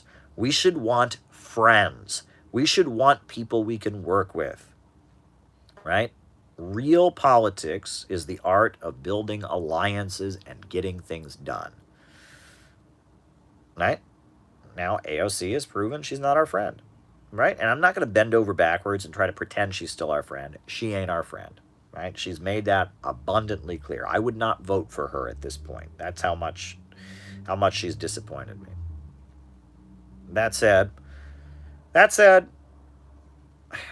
we got to get over this desire to make everyone our enemy, right? We should want her to be our friend. At the end of the day, her personality doesn't matter. AOC could be the best person in the world, but she's a politician. She's a politician, and politicians represent big groups of people generally. And if there's a big group of people pressuring her to act in a good way, even if she's evil, she might do the right thing. And if there's a big group of people, if there's a big group of people pressuring her to do the wrong thing, she might be good and she might still do the wrong thing. That's how politicians are. That's what you have to remember. Politicians, under the way that they are, we have a situation where there's somebody who's, in theory, a progressive politician. They represent a very big group of people. The issue right now is not that we don't have enough socialists in Congress. It's that we don't have enough actual socialists among the broad masses. The broad masses of people are open to what we have to say, but they have never heard it. They've heard Bernie Sanders say that, we should have free health care. They've heard Donald Trump say we ought to end the wars. But as far as actual scientific Marxism, they've never heard it. And until there's a bulk of the country that is familiar with scientific socialism and really understands what all this is all about, things aren't going to change. You want to read books on CIA brainwashing? I would recommend you read The Search for the Manchurian Candidate by John D. Marks. I recommend that you read The Poisoner in Chief by Stephen Kinzer. Those are the two books I would recommend the most on the topic of CIA brainwashing. Now, if you want a first, what is that called? A first-hand source, a primary source of like a book that is a work of CIA brainwashing, I would recommend you read The Aquarian Conspiracy by Marilyn Ferguson. That book doesn't purport to be about CIA brainwashing, but it describes a process of personal transformation that very much mirrors the brainwashing process that's laid out in The Search for the Manchurian Candidate. And that book is, it's all about, and a lot of the woke cult, I think, is derived from Marilyn Ferguson. She was the occult guru who was the spiritual advisor to Al Gore. Went to the White House under Bill Clinton many times. The Aquarian Conspiracy is CIA brainwashing in practice. So there you go. All right. How do we engage with leftists who are sexist, racist, or such? Well, look, everyone should be open to hearing that. Everyone should be open to hearing that. And that, one thing that I did learn over the years, that I think is a good thing that I learned over the years, is when someone is criticizing you, just listen to them. And if they, if the person really truly feels that you've made a mistake, it's worth listening to them. And the other thing is, you're not going to change their mind. So just listening to the person who has this criticism of your work, just listening to them is sometimes the most important thing you can do. If someone, feels you've made a mistake, they feel that you're a sexist, that you're racist, or that you did something that is racially insensitive, or did something that is insensitive to the LGBT question, sometimes the best thing you can do is to just listen. And even if the person is completely wrong, hearing them will give you an insight into how you can better frame things. One example, this is years ago. I saw somebody was attacking a Maoist group they didn't like. And this Maoist group had advocated the black belt. And this person said the group advocated segregation. And she blasted this out in an email I saw. This group advocates segregation. They want blacks to have a separate country.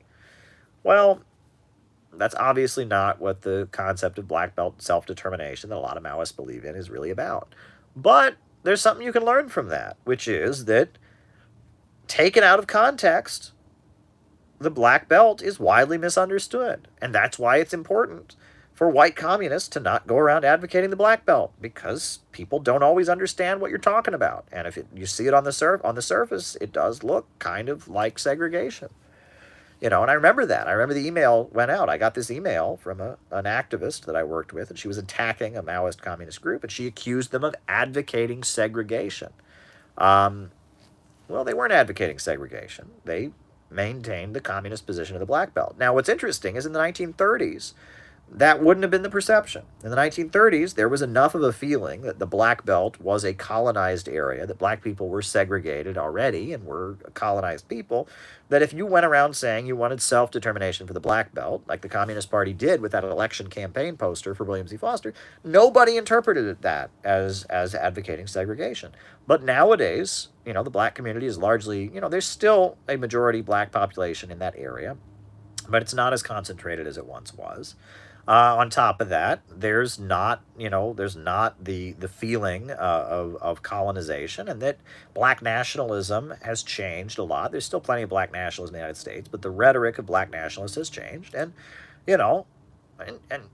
even though that person was absolutely wrong in accusing that Maoist group of advocating segregation, because they didn't, you could learn from that criticism. You could hear that criticism and realize, oh, maybe we should frame our arguments in a way that makes clear, that's an important thing. And it's a really important point. And that, I think, look, I am not, being a white male, I'm not the kind of person who goes around calling people out on their racism and sexism. I mean, in some cases, when I see other people doing stuff, I will take them aside, other white people, other men, I will take them aside and talk to them. But generally, I'm not going around accusing people of being racist to me or sexist to me. So I'm not in a position to tell any oppressed person how they should approach somebody. That said, there are situations where there'll be another white person or another male, or, and I'll take them aside and say, hey, man, could you cool it? There was one time where one thing I've learned to do is, you got to listen to people in these highly emotional situations. You got to listen to people. That's the main thing. When people are angry, or when people feel someone else is angry at them, the main thing you have to do is you got to let them talk. No one ever wants to be talked over. No one ever wants to have their position misrepresented. Everyone wants to be heard in those situations. And you have to hear the person out. You have to say, well, so-and-so didn't like this comment that you made. And then what do you mean they didn't like you? You have to let them get it all out. And then you have to come back with, I heard you. You have to affirm. You have to make clear that you heard them. You have to restate practically what they said, because if you don't do that, they're not going to think you heard them. And then you have to say, I understand that what you meant was, and I understand that you didn't mean it this way. I understand. You have to make a big point of restating it to them, because if you don't do that, they're going to feel like they're not heard. And as long as they don't feel like they're heard, if they don't feel like you heard them, they're not going to hear you. But then you gently say, but the way it came across was this way. And thank you, Tepid. The way it came across is this way. And that's, there's an art to this, and I've struggled with it. I'm not an expert by any means. By any means, I am not an expert. But the main thing is people, like I said, people need to be heard. And once people feel heard, then they'll be open to hearing you.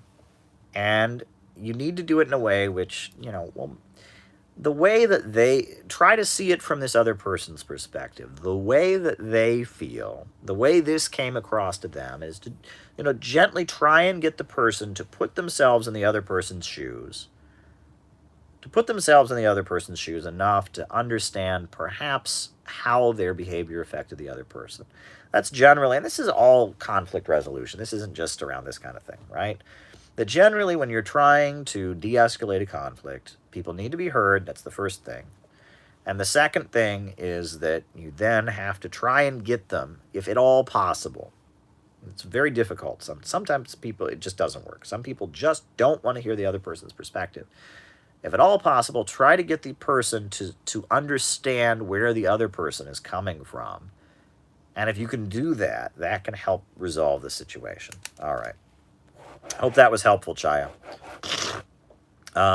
So there you go. U.S. universities are drenched with synthetic leftism. Oh, yes, they are. Absolutely, they are. It's disappointing. I mean, it's really, really disappointing because Marxism is really good stuff. And then they think the right wing calls this communism, and people hate this. I don't blame people for hating it, but it's not Marxism. What they're mad at is not Marxism. Synthetic left is not Marxism. Wokeism is not Marxism. But you heard me rant about that for an hour at the beginning of this stream, so I don't have to say that again. All right. Alrighty. Gramsci, did he invent intersectionality? Antonio Gramsci, that's the prison notebooks. He was a leader of the Italian Communist Party who went to prison. In prison, he wrote these notebooks that were kind of giving a Marxist analysis of culture and the struggle of ideas and how the class struggle manifests itself in culture, and he wrote it in coded language to get through the prison censors. And Gramsci is a big deal to the synthetic left because he wrote what he wrote. He focused on the cultural arena, right? Not the labor movement, not the struggles of the unemployed, but rather the cultural arena, number one. Number two, he wrote it in code. He never used communist buzzwords. And so the synthetic left loves it. And the father of Pete Buttigieg was actually the head of the International Gramsci Society for many years. And Gramsci was a key vehicle of the Congress for Cultural Freedom. They promoted him like crazy because they saw him as a mechanism of diverting Marxism away from the working class. Gramsci himself was a great hero and an anti-fascist and a Marxist and a revolutionary, an admirer of Stalin. But unfortunately, Gramsci's writings, his prison notebooks, have been largely co-opted to serve the imperialists. They're actually pretty fascinating, honestly. I mean, I've got a copy of them. I ordered it from Amazon. No page numbers. Can you believe this? There is a table of contents and no page numbers. Jeff Bezos ripped me off. But regardless, I have a copy of the prison notebooks. I was reading them, and, it's pretty good stuff. I mean, he talks about Taylorism in the United States and Henry Ford and assembly line production. I mean, he talks about the divide between the country and the cities in Italy. It's fascinating stuff. It's very good stuff. I mean, you can get a lot from Gramsci. I think Gramsci's stuff is good. Unfortunately, it has been co-opted by the Partisan Review, Encounter, synthetic left kind of people. They have co-opted it.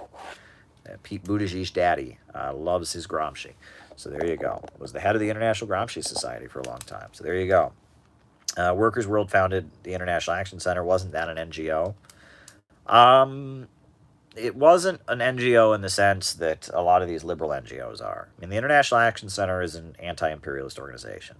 And still are, I mean, as much as, I no longer work with them and we have our differences, they are supporting Alex Saab right now. That's good. So am I.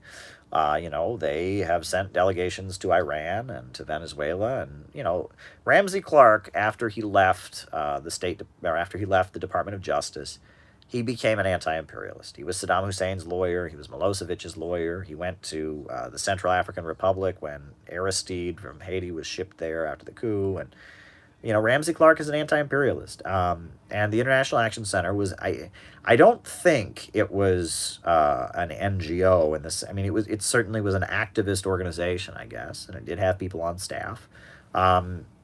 And it's the Workers' World Party people are generally who it is. I mean, there's other people involved, but it's largely Workers' World Party people that ran it. And, but it's not, I mean, it's not the Ford Foundation.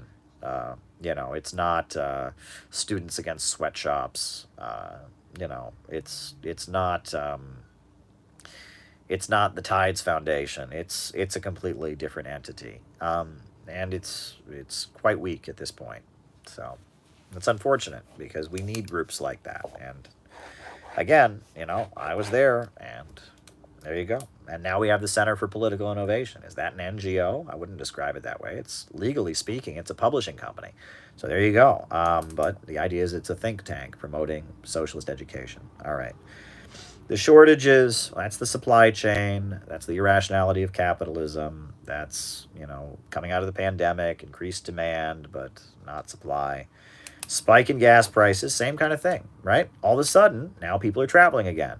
Now there's more demand for gas, but this, the amount that's available is much smaller, and Russia has vastly increased the amount of gas it's supplying to Europe in order to stabilize the gas markets, right? Suddenly, people are now using way more oil and gas than they were using before. People are traveling more. People are getting around. People are, there's events happening with their, stuff is happening. All of a sudden, the demand is up, but the supply remains what it was during the pandemic. And so now there's an effort to step up the supply in order to deal with that. And of course, companies, the big oil companies are taking an opportunity to make a buck. They never shy away from doing that.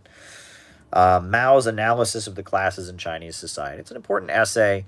That's an important essay by Mao that he wrote, and it's an analysis of Chinese society, the low, poor peasants, the middle peasants, the intellectuals. He goes over the various classes in Chinese society at the time.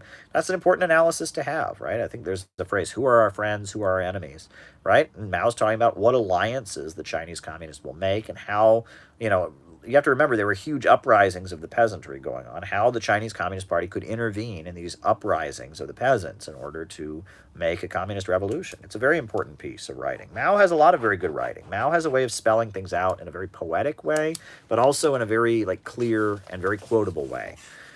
So, is stagflation leading to a fight in the ruling class? As I have emphasized many, many, many times on these streams, I have emphasized that there is indeed, a divide between the lower levels of capital and the higher levels of capital. And the ultra-rich monopolies very much want to collapse the lower levels of capital and just destroy them in order to maintain their monopoly. They have a vision of the United States as a trading hub, Southern California and New York City, in a globalist, Atlanticist model of trade. They are trying to collapse the industrial United States and the heartland of the United States in order to do that, whereas lower levels of capital want to flourish. They want the heartland to be more economically prosperous so they can make more money, and that's the divide. Communists who are stressing climate change more than class struggle. I mean, climate change is a reality, but the answer to climate change is a rationally planned economy and fusion energy and getting beyond fossil fuels. And if you're emphasizing climate change more than class struggle, you're feeding the Malthusian agenda of the managerial wing, the ultra monopolists of imperialism. That's all you're doing, right? Climate hysteria is not going to lead to socialism. It just leads to austerity. So that's my opinion. I don't know. I've never heard of any communist group that does that. Honestly, I've never heard of any communist group that emphasizes climate more than class struggle. I've heard of communist groups that emphasize, gender and race more than class struggle. Never heard of a communist group that emphasizes. I don't know what group you're referring to. I hope I didn't say anything there that's going to come back to bite me in the ass, because I've never heard of that. There you go. All right. Pedro Castillo so far. Too soon to tell. Too soon to tell. I mean, they forced out his foreign minister. And they've, forced out some of the better people in his cabinet. Too soon to tell. Too soon to tell. Stoner films. I don't know. There's a lot of those. Like Euro Trip and Dude, Where's My Car and Cheech and Chong and, there's many of those. And I just can't. I don't like seeing people act stupid.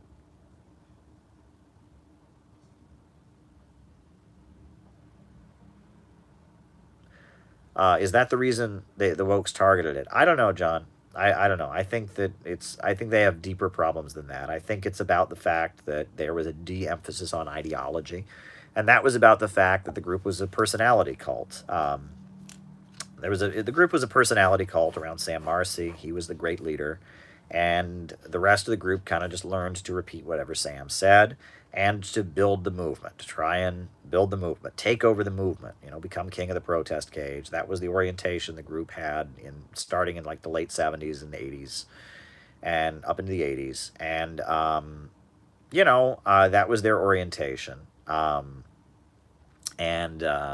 a result of that, when Sam Marcy died, the politics, the ideology the group believed in kept getting watered down, um, and then on top of that, the movementist orientation continued, and the movement, became worse and worse and worse. And, at the time that Sam Marcy said, let's go take over the movement in the 70s and 80s, there was still the anti-war movement of the 60s. There was still a huge Marxist influence on the movement.